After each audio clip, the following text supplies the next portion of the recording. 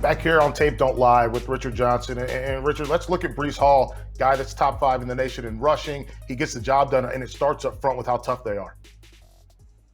Yeah, I mean, look, he's able to hit this hole so hard in this short yardage situation and come straight downhill because there's a wall formed around him with the side of that offensive line. And I actually think this is a really interesting blocking just mechanics because Texas line shifts right before the play starts. And that can mess up your angles and your steps and all that sort of stuff. But nah, Iowa State's just going to wash all these guys down. You want to go that way? Oh, we'll take you that way.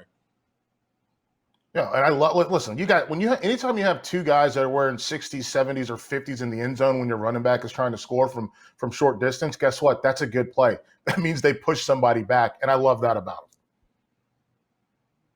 Yeah, it's just really impressive that they could get that type of surge in that short yardage situation. Now, I feel sort of bad for this safety. This safety's not taking a good angle to make this tackle coming down from the second level. That is one thing. But hey, you're Breece Hall. You got to make somebody miss in a one-on-one situation. Sometimes you got to do it on the second level. Sometimes you got to do it outside. You know, there's no fancy footwork. There's just I got a better angle than you do. I'm going to run right around you. Yeah, and I think that's the thing. You're supposed to fit off that butt, right? As a safety, the problem is Breece Hall does have speed. And if you're supposed to fit off the butt and then you expect to be able to banana it out, you're not going to get there because this guy is fast. And I don't think he gets enough credit for that. Yeah, with Breece, I think the speed is you sort of got to talk about what kind of speed it is, and we'll get there in a second because this is another play where, hey, he's just gonna make you miss in open space if you're a second or third level defender trying to tackle you. Now, let's talk about the type of speed we're talking about here, right? This is sort of short area quickness, can get up to top speed very quickly, can stick a foot in the ground and go the opposite direction. My one thing with Breece Hall, and it's the thing that I think I want to see him get better at, is top end speed, right? Let's get that top end speed a little higher. Now, the phrase is you can't coach speed. Yes, you can. You can coach speed. You can teach speed. Maybe they drop some weight on him in the offseason. They have a full offseason. They work on the way he runs or what have you as he ramps up in the next couple of years before he goes to the draft. But the top end speed is not necessarily there, and that is perfectly fine because you're going to take these chunk plays all day because of what he can do in the short area.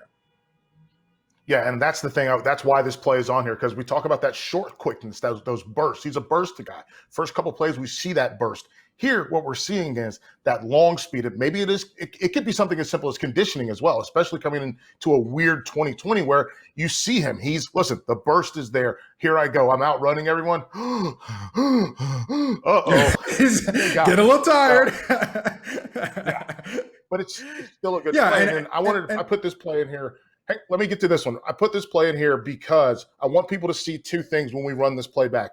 Look at the top. You see number 8, the wide receiver. That's a crack replace where the corner doesn't come down for crack replace. We see a little bit of a hold on the outside from that left tackle. But what I want people to notice as we run this back, and we'll speak to this, the idea that the defender covering the tight end runs in front of his linebackers and watch them the reverse. Watch these linebackers telling them to get out of their way.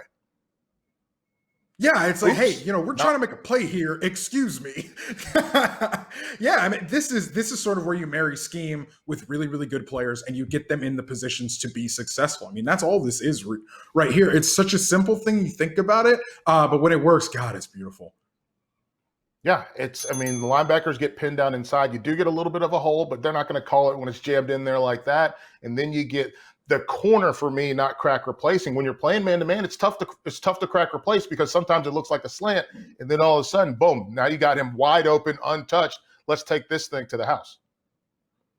Yeah, we can talk about the short area quickness and the long area quickness. It doesn't matter. That's a touchdown all day.